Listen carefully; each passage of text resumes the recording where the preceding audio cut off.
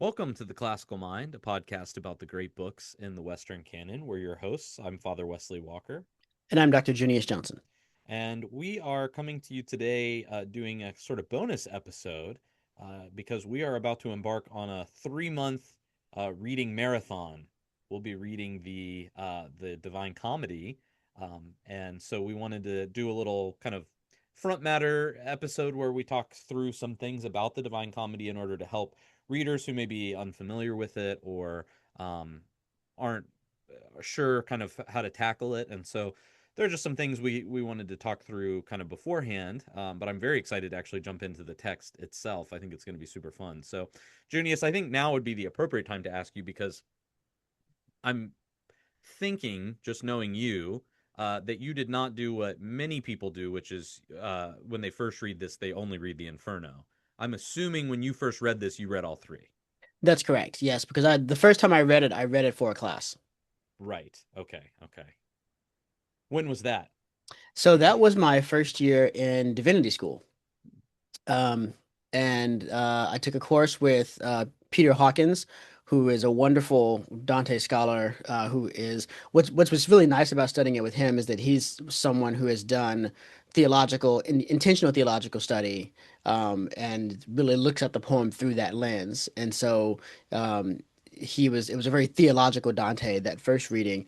I later took a course in the a graduate course in the Italian department with Giuseppe Mazzotta, who's another one of the great Dante scholars of our time, and um, his was very, very different. It was much more political and social. The theological dimensions were not as present in that presentation. So, but I felt like between the two of them, I got a really good feel for Peter representing kind of an older way of reading Dante, a pre-modern way of reading Dante, and then Mazzotta being, as it were, the epitome well, a great example of the modern way of reading Dante.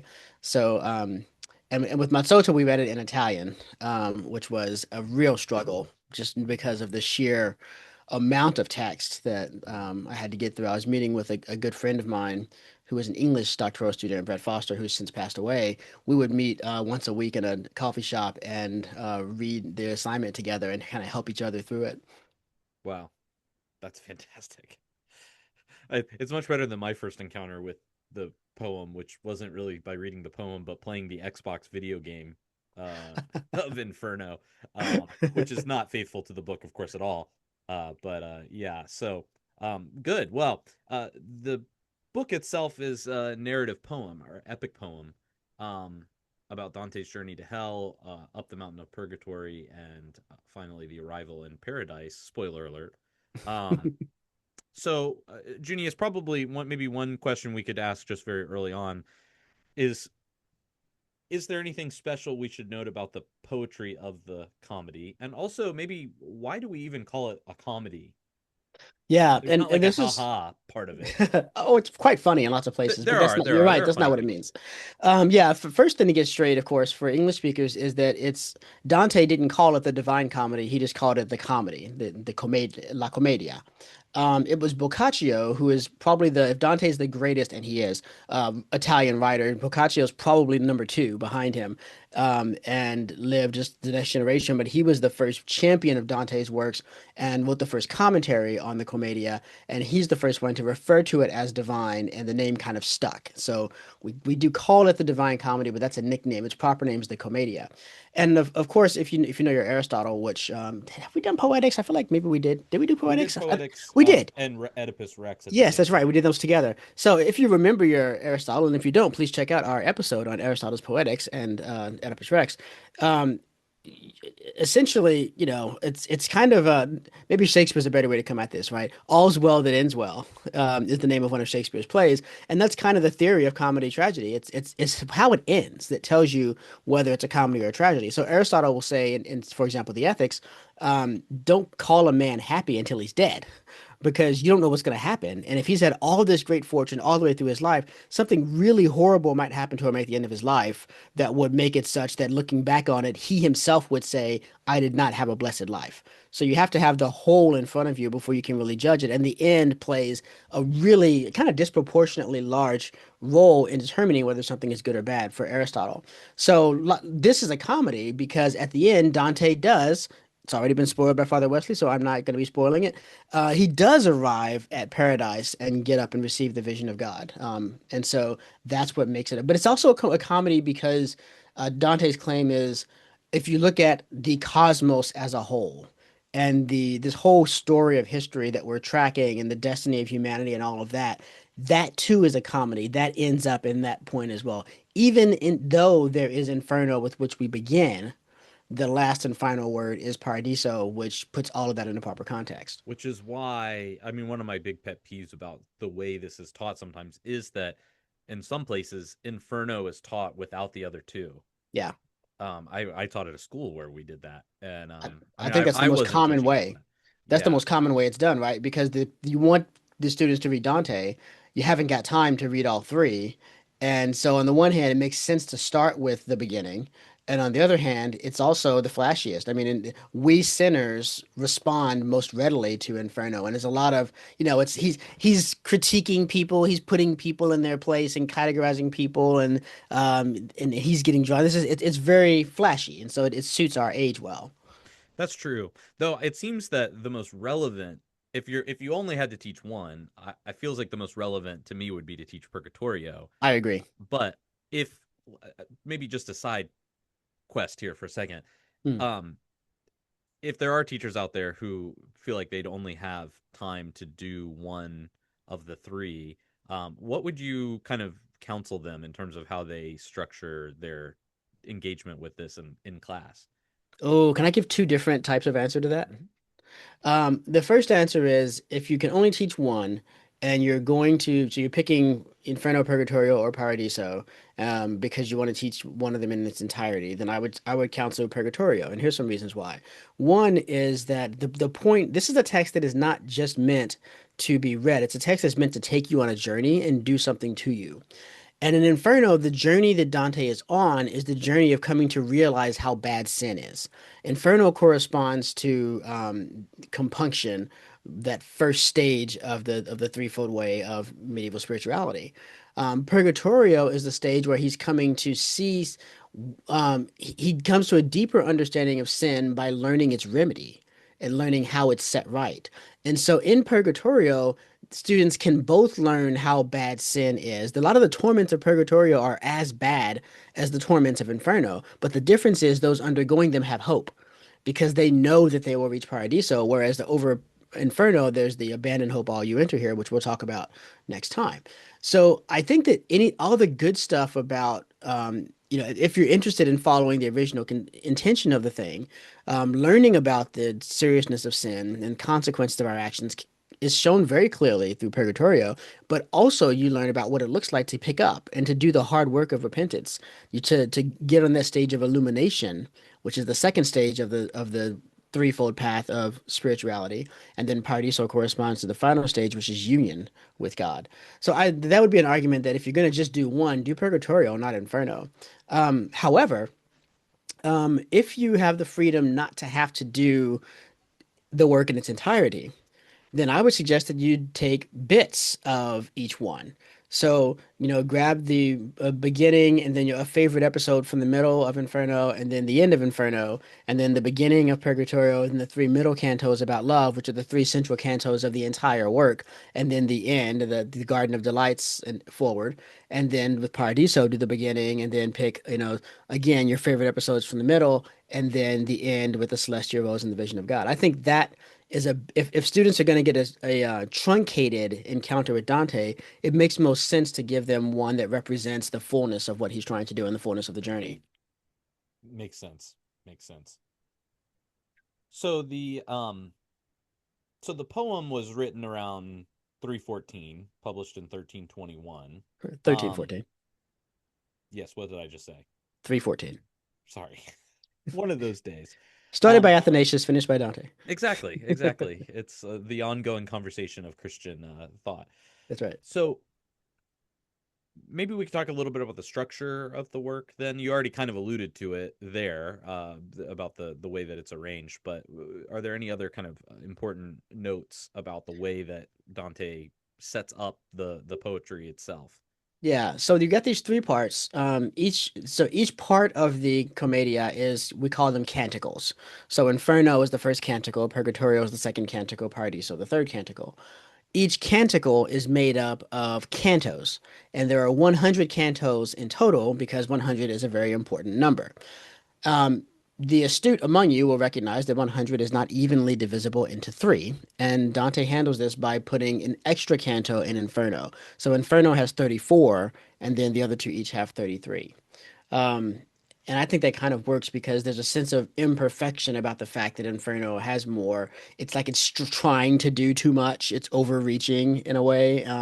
And Satan's there in that 34th canto, and that all lines up very well with the theological account of brokenness and rebellion against God and all that sort of a thing, which again we'll get into more when we talk about Inferno. And then within each canto, Dante has invented a new form of poetry for this called terza rima. And so you get three line stanzas, and the rhyme scheme is A, B, A, B, C, B, C, D, C, and so on and so forth until you get to the end of the thing. So the first and third rhymes, lines of each stanza rhyme, and the second line introduces the rhyme that will lead into the next stanza so that it binds them together. And it's also super cool because with three, as a Christian thinker, that's going to make Dante think of the Trinity, and so as Trinitarian, Dante knows his Bonaventure, and Bonaventure makes a big point about when you have a three, when you have a triad, the middle member of the triad is the one that binds it together and is responsible for its unity. And that's why Christ is the one to become incarnate from the Trinity, because if you want to unite divinity to all of creation, all of creation to divinity, you would do it by means of the middle person who, in some sense, participates in the characteristics of the two extremes. And so, what he's able to do with that middle line is use that to unite the current tercet with the one that's following after it. It's all very cool if you want to geek out about poetry and whatnot. I thought it might be nice to just read a little bit of the Italian so you can get a feel for how it sounds. And I'm just going to start at the beginning of Inferno, which these are very famous lines. Probably if you've only heard a little bit of Dante in Italian, these are the ones you've heard. Nel mezzo del cammin di nostra vita mi ritrovai per un selva scura, che la diritta via era smarrita. Ai, quanto a dir qual era cosa dura, esta selva selvaggia e aspra e forte, che nel pensier rinnova la paura.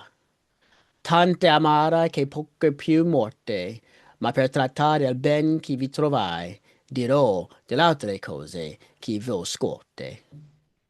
So that's kind of the rhythm of it, and that just rolls on, and it becomes almost like a ballad, where the ballad form in English poetry is a form that you can just tell a long story in because it's got a wonderful, consistent, rolling rhythm to it that you can just sort of march along with, right? And so it has that kind of a feel where it really kind of locks you in, but there are these constant moments of rest after every third line that Dante is going to play with throughout the entire Commedia to lay emphasis on certain ideas or certain words, that kind of thing.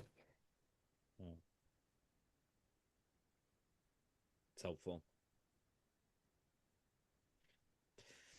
So, for our readers who maybe haven't encountered this work before, it may actually be good to go back and listen to the medieval exegesis episode Mm. because there's a lot going on there in terms of the levels of reading or the senses of reading that Dante sort of intentionally seems to be carrying over into the comedy itself. Hmm. Um, so there is a sense in which we read this as a story about a guy named Dante who gets lost in the woods and he goes through hell and purgatory and into paradise. But there are other resonances of the story that readers should probably be aware of that there are different kind of hermeneutical lenses they can use to read it. So for example, you could read this as an allegory Hmm. for humankind's journey in which Dante is humanity. who kind of has to walk through these different discrete phases or at least places, right?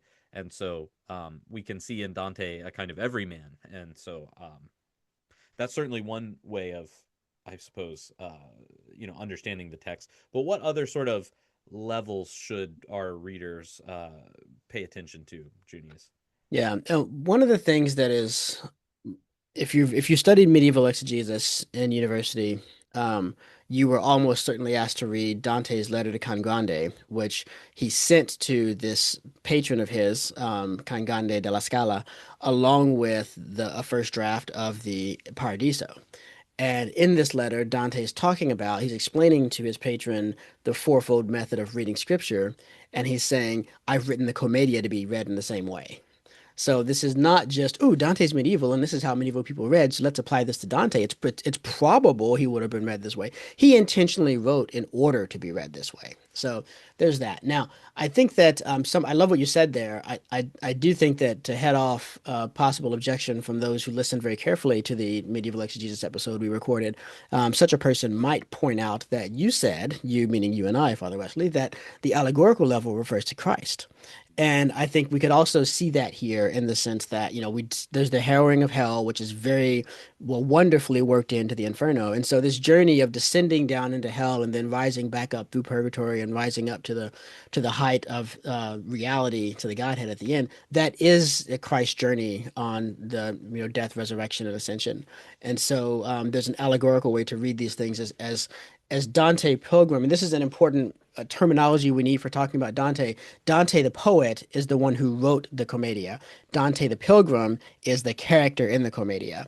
And even though it's written in first person, nevertheless, it's helpful to talk about to keep the poet and the pilgrim separate. And so the journey that Dante Pilgrim goes on is a journey that Christ goes on. And just as Dante Pilgrim is learning is learning about justice, to see what it looks like for these sins to be punished, and is being challenged himself to decide to side with God's justice over pietà, pity, which would be a kind of feeling of the same thing with folks. So Christ is going measuring the depths of human experience and human suffering, and both the suffering that is merely punitive as well as the suffering that is reformative that you see in purgatory before the victory lap that Paradiso would be for him. So there's the allegorical level at which the poem can be read. And then, of course, it can be read at the moral level. And this is one of the most important ones for Dante. He really wants you, as you read this, to be going on the journey with him, and he wants you to be examining yourself if you struggle with lust. When he enters into the circle of lust in Canto 4, he wants you to both be drawn to Francesca's tale in the same way that Dante Pilgrim is, but also have to come to recognize, as Dante Pilgrim does, that it's deceitful and that it leads to a terrible end. Right. And then he wants you, when you come to purgatory and you're in the circle of lust again, and now you're with those who are purging lust by proper thoughts, by scripture, by hymns. He wants you to use that opportunity to begin that work of repentance in yourself, and then to see what rewards await you when you get to Paradiso. So the tropological or moral level is very, very important.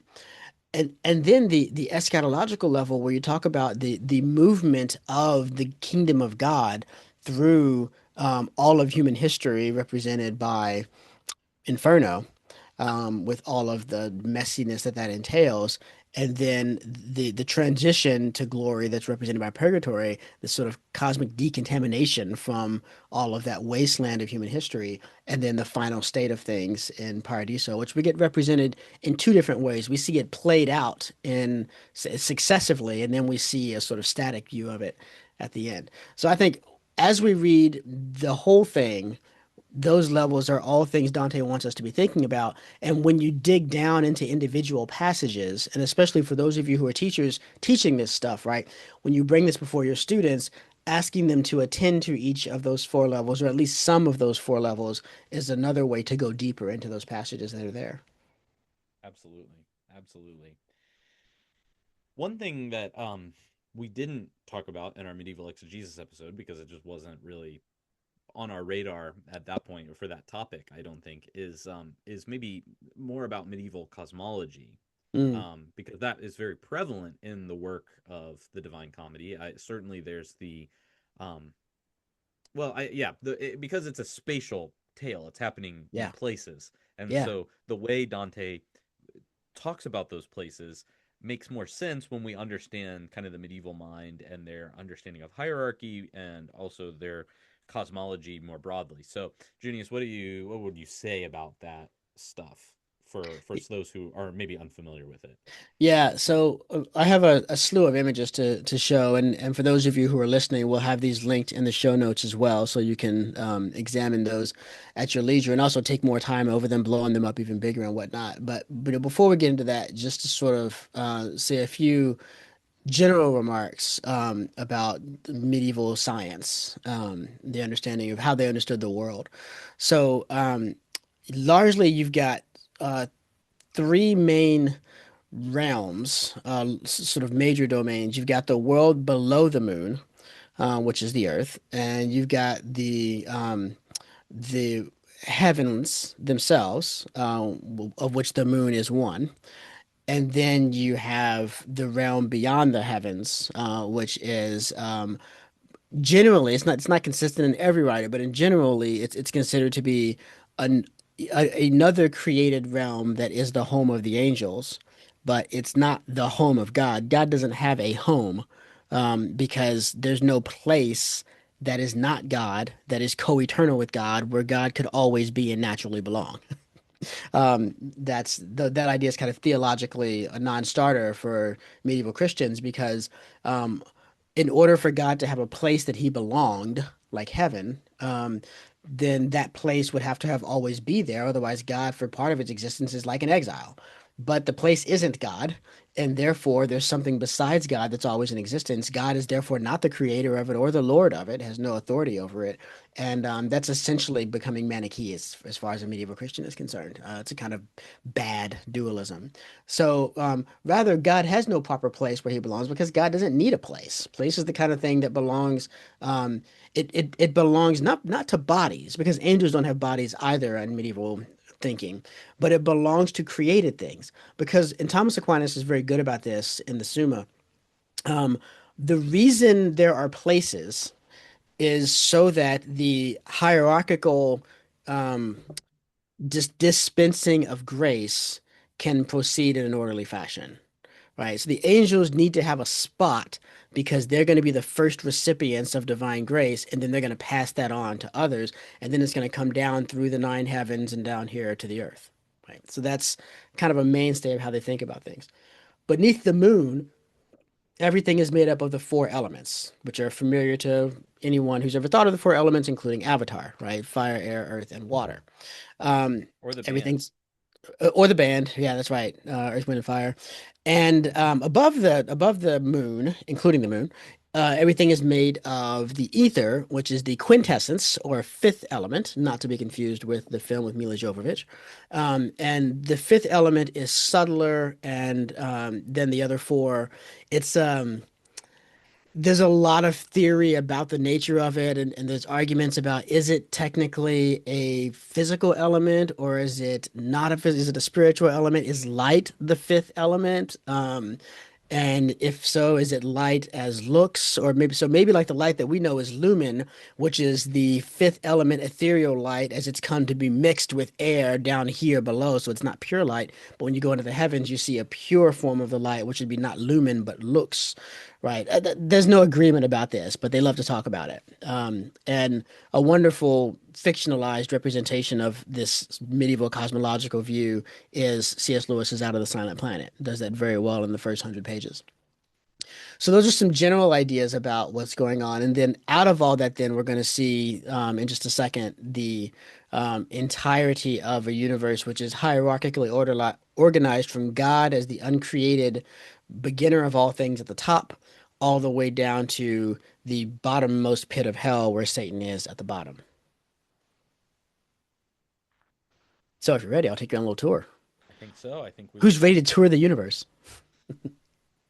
All right, let me pull up let me just let you guys see this here. So We start with this is Botticelli's drawing of Inferno, and it's the most famous drawing of Inferno, and so I really wanted to use it. It's not great for seeing the details very clearly, especially in this um, capture of it, where you can really see all the damage to the page and everything. But just as an image to kind of get you going, what you're seeing here is this is a hole, this is a ditch, and this is directly underneath Jerusalem, which is super convenient actually for Jesus because by being crucified in Jerusalem, he's got to descend into hell. He's already in the right spot, right? It's just a straight downward shot from there. So that was well thought out.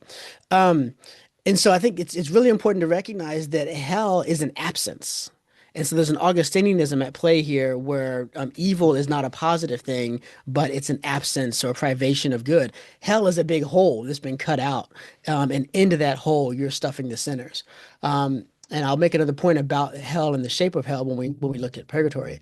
Um, but that is so you start at the top, and at the very top you've got limbo, which is where the where babies go who haven't been baptized, and the angels who didn't pick Satan's side but didn't stand up for God either. They kind of failed to pick a side. They're there, and then virtuous pagans are there. So you'll see a lot of fun pagan figures there in limbo. But before I go any further, that's something else we really ought to mention as a general comment about the Commedia.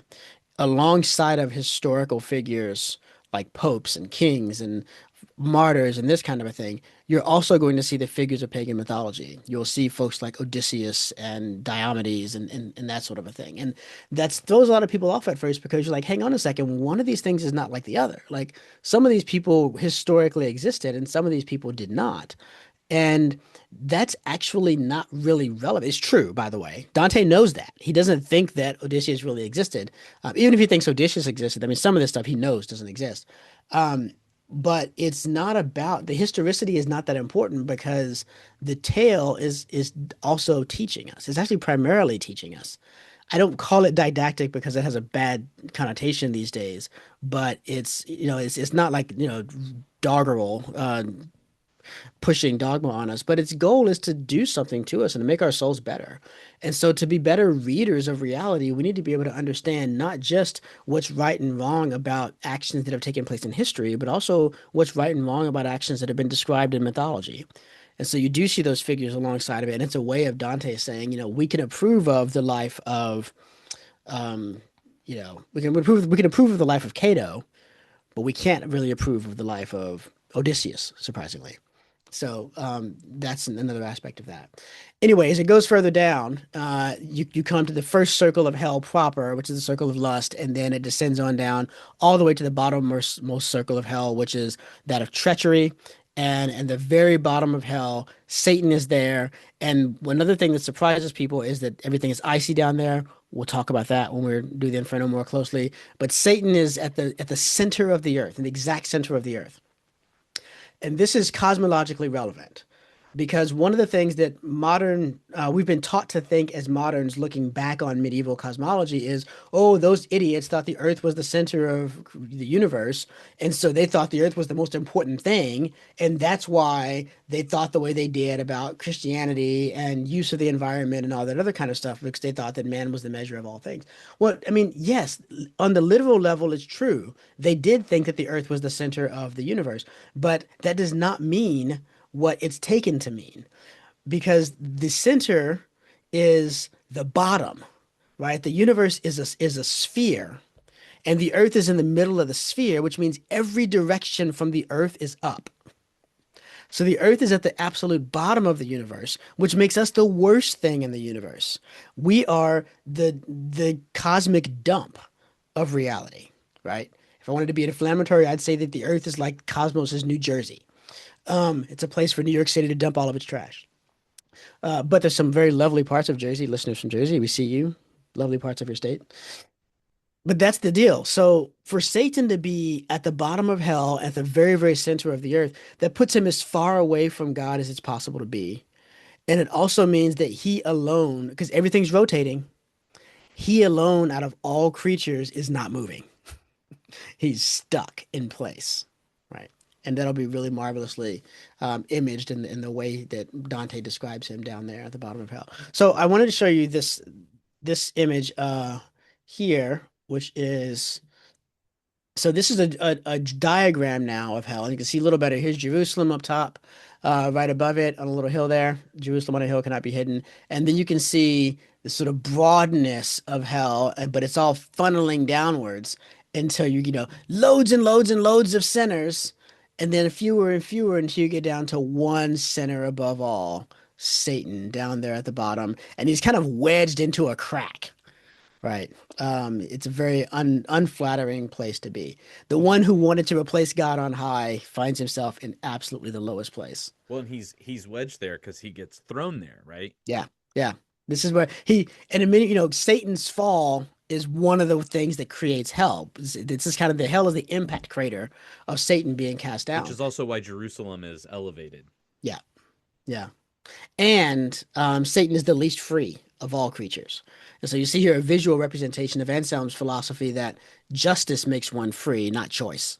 Hmm. And so those to the extent that a creature is unjust, a creature is less free. That's visually represented here in Dante. Another image that I really like. This is actually from a contemporary Italian middle school textbook because they're reading Inferno in middle school in Italy. I was Terrifying. struggling with the Italian in graduate school and then reading it in middle school. This is a lot cleaner now. Of course, all the descriptions are in Italian, but the point is not the topography of hell specifically. Again, we can talk about that more next time. The point is just you kind of see the layout here. There's Jerusalem, hills of grace, the dark forest where he begins, and here's the where he first comes into hell. And then you see, anti-hell, Acheron, Limbo, et cetera, et cetera. And then there's an infernal city in hell, and this is the wall of the infernal city. And Dante and Virgil are actually going to get held up outside of that wall for a while before they can get in, and then things just get worse and worse and worse as you go down. So if that's hell, what about purgatory? Well, purgatory is on the opposite side of the earth from Jerusalem. It's exact opposite, actually. And it is a And place on Earth. it That's what's is a interesting place too. on Earth that you could sail to, actually. Yes. Don't try. That goes very badly for Ulysses, for Odysseus, but it is there. And all the land is over here. They think that all this side is water, and purgatory is there. Um, this notion of purgatory being the exact opposite part of the pole of the world from Jerusalem is one that later writers are going to get really fascinated by, and you'll see it continuing. And the idea of, when they found the New World, that seemed to verify that this was the case, right? Like, yes, there is land over there, and we might actually, who knows, but that we shouldn't discover the Mountain of Purgatory if we explore this place. And I personally think, I don't have any evidence for this notion of purgatory being over there is one of the things that played into the myth of the city of gold. But purgatory is there, and purgatory is a mountain, and it's the way that the trick is at the top of the mountain is the earthly paradise, which is Eden. It's been transported here. And the only from Eden, you launch upwards into the heavens, which is the planetary spheres. So the only way to get to heaven is to get to the top of purgatory. But to get to the top of purgatory, you got to pass through all of these cornices. And each one of these cornices is burning off. It's helping you cleanse yourself of a sin that you committed during your life. And so you'll spend different amounts of time in the different ones depending on how you spent your time sinning, right? If you spent all your sinning bucks on lust, you're going to spend a lot of time in this first cornice here. But once you get through that one, you're going to shoot through these other ones pretty quickly. Most people get to spend significant, ample time in all other places, but that's how it's laid out, right? So just as in hell they were descending downwards, now they are ascending to this point. And remember, it doesn't matter whether you were to launch into space from Jerusalem or purgatory. It's surrounded by the heavenly spheres in such a way that the first thing you're going to come to is the sphere of the moon, Hmm. wherever you leave from. And that's the this here. This I love this drawing because this is the entire universe, according to Dante. Here's the earth, there's hell down there, here's purgatory. You can kind of see here, purgatory is um kind of the anti-hell. Yep. It's kind of it's the same shape as hell. And I think if I had my druthers, I would draw it such that if you took purgatory and stuffed it into hell, it would completely plug it up and level out the earth. And I think that's part of Dante's conception as well, is purgatory is created by the cancer that hell is, but purgatory is also hell's completion and healing, such that if only if everyone would go through purgatory, then we could just take the mountain and shove it into hell and close that thing up and heal the gap. But instead, that healing doesn't take place literally, it takes place allegorically or tropologically. But anyway, once you go upwards, you reach the sphere of the moon. And the moon sphere is this is a cross section. So you have to imagine these not as circles, but as spheres running all around the whole earth. And the sphere of the moon is not the moon. It is the entire circle, sorry, the entire sphere described by the orbit of the moon.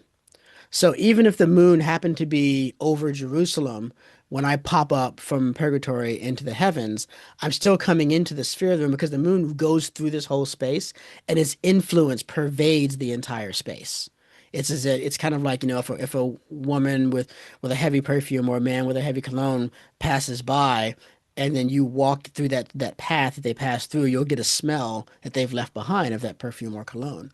And it ascends through all of these planets, each one being more noble and lofty than the one before it, until you come to the fixed stars, the heaven of the fixed stars, which is this one here.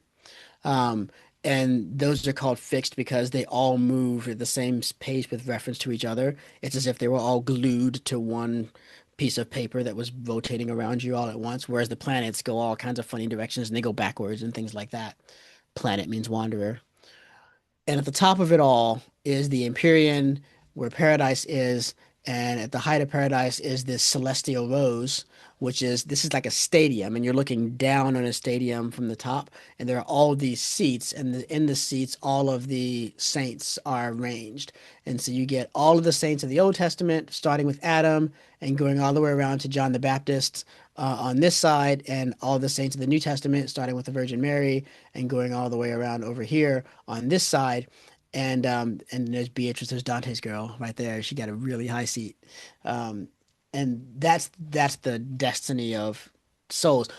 This is described as a rose, and the angels are constantly going to and from the rose like bees on a flower. And above all of that, everyone's looking upwards. And when you look up, you see the Trinity, and you can contemplate God in the beatific vision. It's a pretty grand cosmology. It's pretty awesome to see the entirety of reality mapped from top to bottom. And don't let the map fool you into thinking they have a small world after all. These spaces are immense. I mean, Yes. our universe is bigger than I can get my head around, but their universe was also bigger than I can get my head around. Because it turns out when it comes to spaces and distances, I can't actually imagine a lot. They thought that space was enormous. Just because it wasn't as enormous as ours is doesn't mean that they thought that it wasn't. They thought it was just really massively big.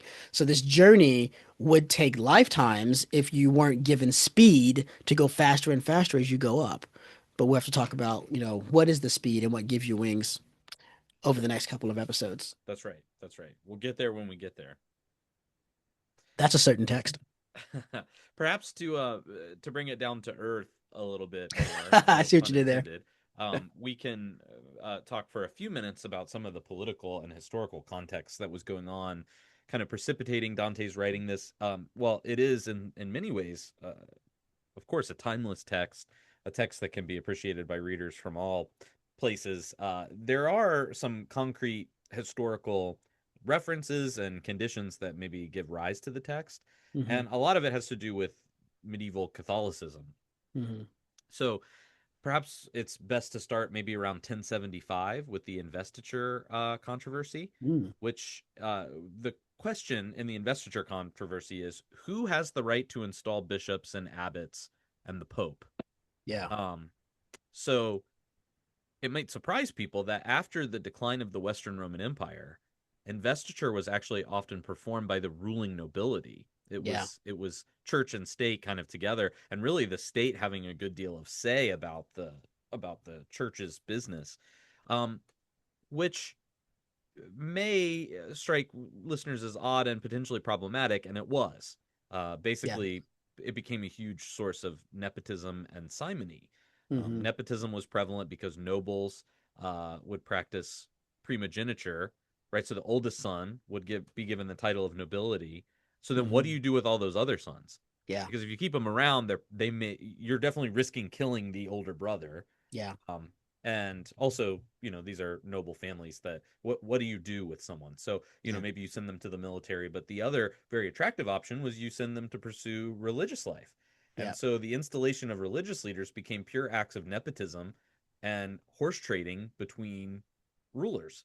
And it was a way for these noble families to extend their power, right? Yep, Because a great example of this is Thomas Aquinas's family. Aquinas was not the oldest in his family, and the intention was his family had strong connections to Monte Cassino, with St. Benedict's monastery, and it was all arranged that Aquinas would become a Benedictine monk and would become the next abbot of Monte Cassino, which was a significant portion of his family's political portfolio. It's a wealthy holding to have, and it gives them a lot of power in the region. And Aquinas, when Aquinas decided he wanted to become a Dominican, well, a Dominican can't rule Monte Cassino, and so that was going to be a big issue, and that's why his mother opposed his becoming a Dominican, was because it was going to mean the family would lose control over this key and important piece of power in the area. so you got this really strong tendency towards nepotism. There's also a lot of simony going on, the buying and selling of sacred offices, which comes into the Divine Comedy quite a bit. Simony Mhm. is not looked on positively, but the No. two kind of go hand in hand, right? I mean, Yeah. ecclesiastical offices become bargaining chips for the elites to accumulate and maintain power. Yeah. Um, so prior to 1059, a lot of the papal elections were swayed by political and military interests, with a Hmm. royal announcing the choice and the church kind of rubber stamping the Yeah. election. Yeah. It was a tough journey for the papacy to get out from under that because before the late 8th century, it was the Roman nobility who elected the Pope. I mean, well, so the cardinals would elect the Pope, but then it'd be sent to nobility, and they'd have to say yes or no. They could veto it That's right. and say like, no, no, you should have elected this guy. Go try again. Honestly, the place where this still sort of happens is the Archbishop of Canterbury, and the Mm, way that that's sort of a parliamentary and church decision. yeah. In fact, there's a lot of interesting, when we get into the political theory undergirding a lot of what Dante's doing, there are some parallels between that and the English Reformation. But in 1045, Pope Benedict the Ninth resigned his papacy and then sold it to his godfather John Gratian, which is, I mean, can you imagine if that happened today? Yeah, that would be wild. Henry the Third, who was the Holy Roman Emperor at the time, ended up having to step in and resolve a papal schism that was created by this move of resigning and then selling the office. So Hmm. all of these tensions kind of come to a head in 1075.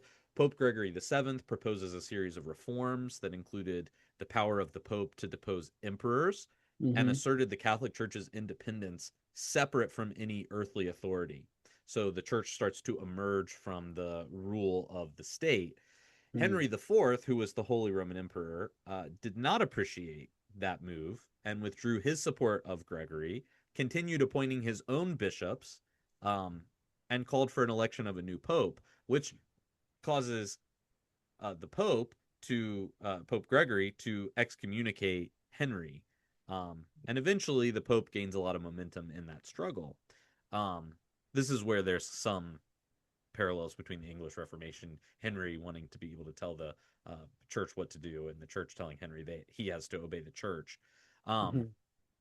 the conflicts Dante has in mind as he composes his comedy happen a little later after the investiture controversy, but the tensions in his day were certainly, you could trace back to the investiture That's controversy. right. So you have different factions in society, in Italian society. You have the Guelphs and the Ghibellines. The Guelphs were an Italian political faction that supported the Pope. Hmm. And so they tended to be from wealthy mercantile families, and they kind of believed in the independence of the papacy from the state, whereas the Ghibellines supported the Holy Roman Emperor, Hmm. tended to be wealthy agricultural families, and so alignment with one faction or the other often had to do with a particular city's interests, Hmm. which was the more dominant, um, uh, mode of production in those cities. It is the Guelphs, the pro-papal faction, that end up kind of emerging around 1289. Um, but then they start infighting. Yeah. So the Black Guelphs were big on strong papal power. The Yeah. Pope should kind of have maximum amount of power. The White Guelphs opposed papal influence, especially Pope Boniface VIII, who appears in Hell in Dante. Dante was a White Guelph and was Yeah. actually exiled when the Black Guelphs took control of Florence, his city. And so he puts Boniface where in Hell? No other place than the Circle of Simony. Um, Yeah. and so, And and so it's it's interesting to say Boniface was alive when Dante yeah, wrote that's that. right. What an As own! it's one of the greatest moments where it's like, how are you here? You're still alive. And it's like, well, I'm so evil that like my soul gets sent down early. There's a demon in my body now. Um, yeah, it's kind of funny because when I first learned this about all this, I was like, wait, so if the Guelphs were pro-Pope and the Ghibellines were pro Holy Roman Emperor, and then the Guelphs beat the Ghibellines, and then the Black Guelphs are pro-Pope and the White Guelphs want more independence, how are they different from Ghibellines?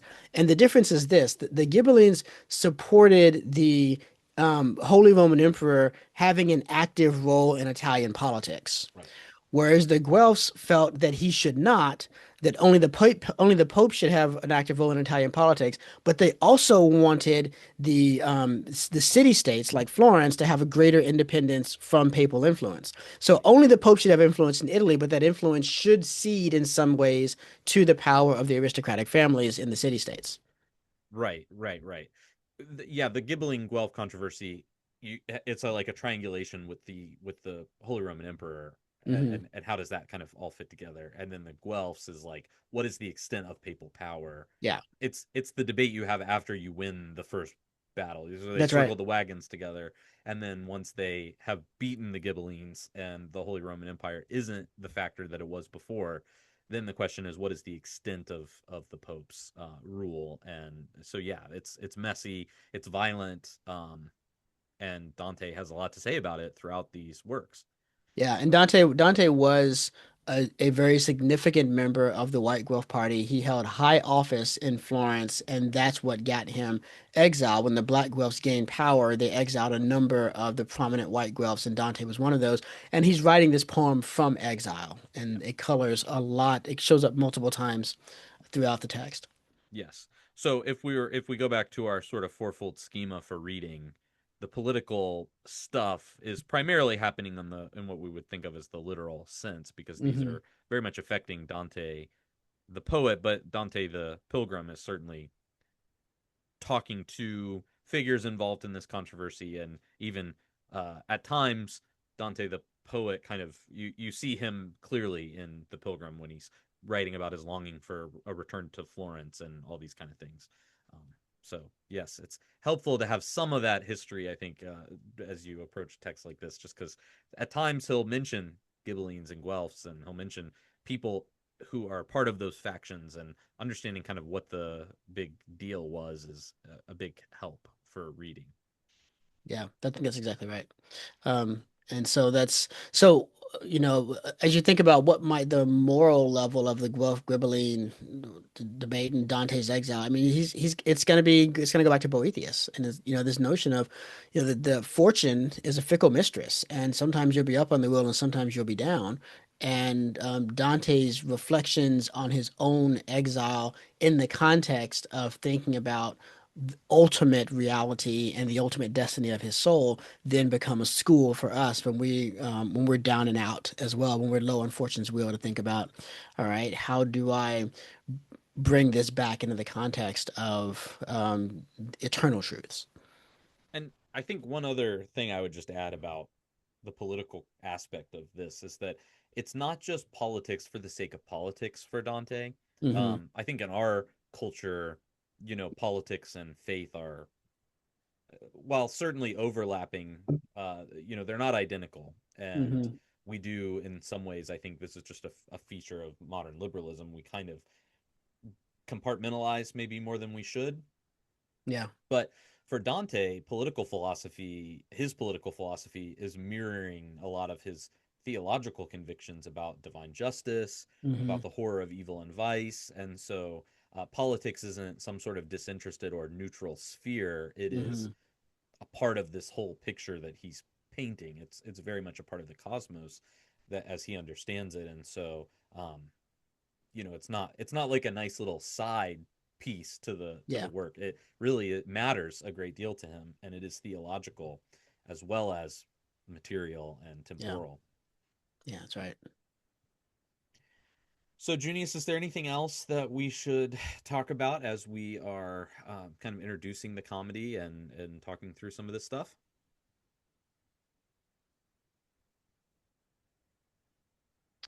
I think not. I mean, well, I'll just say I'll mention a couple of other influence that will be there that you'll see so that you just kind of know some of the streams that are feeding into it. It's kind of an encyclopedia of medieval thought. And so, when teaching the Middle Ages at the university level, arriving at the Divine Comedy is a high point. And I often, I felt like we actually got there a little too soon when we're teaching it to freshmen at Baylor because you really kind of want to do as much of everything else as possible before you come to the Commedia. And then you'll be in the best position to appreciate this massive synthesis that Dante has done. And as a synthesis, it is itself a microcosm of the medieval project, which is as much as possible to see everything united under common ideas. So Dante was, in his younger life, he was a poet, a secular poet. He wrote love poetry. He was deeply influenced by the troubadour tradition in France, courtly love tradition, and the new poetry tradition in Italy, which is essentially what it looks like when courtly love in France.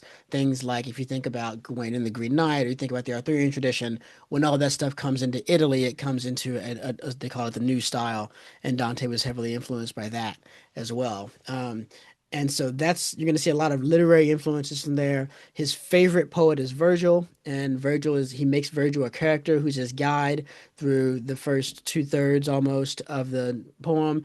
And so there's a heavy dose of Aeneid throughout this. So, we did an episode on the Aeneid. Might want to go back and re-listen to that.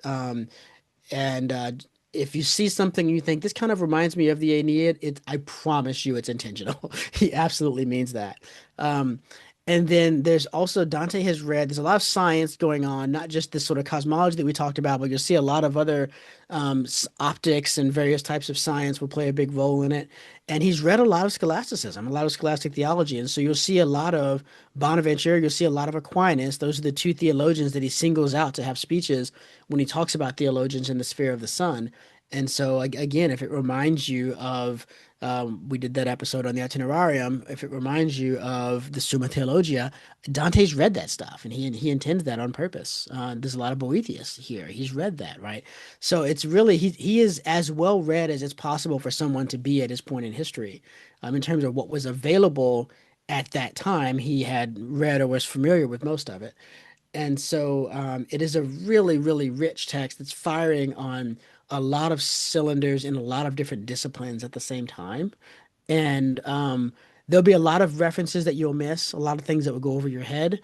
And that's okay. It's kind of like I would recommend coming at it kind of like a Marvel movie if you're not a hardcore comic book fan, where there's going to be all these little Easter eggs that the hardcore fans are going to be talking about. Oh, you see, they did this and like this was that, and that's just like Amazing Spider-Man number 232 or whatever, that you're not going to get, but you'll still enjoy what you're getting, and in some sense, it even adds to the enjoyment to know that those things are there, that there are deeper levels that one could mine if one wanted to. Just let it roll over you. Don't get stuck. Don't get hung up trying to figure out specific things. Just keep moving forward with the text. Especially if this is your first read, follow the narrative of the text and don't sweat the details too much. Yeah, no, I think that's wise advice for sure. Well, good. Well, I don't think we should do an end note today. Um, but maybe if is there a companion that you recommend for people when they're going through the comedy, or do you think it's better to just read it and kind of keep studying and keep working through it over Yeah. time? In lieu of an end note, maybe we could do this, right? Maybe we could each say what translation we tend to use. Mm, Um, because that's always the big question too, is which one do you like? Some translations are poetic, some are prose, some are trying to do the terza rima, some are not. Um, and I have two different levels that I go for. If this is your first read, I tend to do Sinclair for the first read because it's very readable and it preserves the beauty of the original language and it's got notes, but it's not a crushing amount of notes, right? And that's what you really want for your first read. You do want some notes, so you have some idea who this dude is they're talking about, but you don't want to be drowning in notes. You don't want to be reading more notes than you're reading Dante, right? And I think that Sinclair balances that really well. Um, if this is not your first dance with Dante and you're ready to dig a little deeper, my favorite Dante is the Derling Martinez. These are really big volumes, but they have introductions to each canto and then really deep notes to each canto as well. There are longer, I mean, there are whole commentaries that you can read if you want to. It's like the Bible in that sort of a way. It actually was one of the major one of the major genres in Italian literature was commentaries on the Divine Comedy. I don't recommend that, but I think that Darling Martinez is a good investment for those who want to have the ability to dig deeper into Dante. Maybe you're a teacher of Dante and when you're looking to deepen your knowledge, those are a really great set for that. Excellent. I use the Alan Mendelbaum translation So good. from the Everyman's Library, and honestly, it's not because I have a super well informed opinion about different translations of the comedy. It's more just that I found the notes in this one helpful when I was first going through it, and now I've annotated it so much that I don't think I could use another copy of it. So it's really more pragmatic than it is anything else. But that's the translation that I work from is Mendelbaum in the Everyman's Library. Yeah. I think that was the first Paradiso that I read was the Mandelbaum. It's good. I also It like that is. it's all in one volume, and there's some decent art in it and stuff like that. So it's not Hmm. bad. You could do worse. Yeah, for sure. Very good. Excellent. Well, listeners, we are very excited to kick off our reading of the comedy starting next month. But we hope that you found this episode helpful and maybe get you excited to read the comedy moving forward, and also some good references to older episodes in our catalog. So be sure to check those out as well. And in the meantime, keep reading.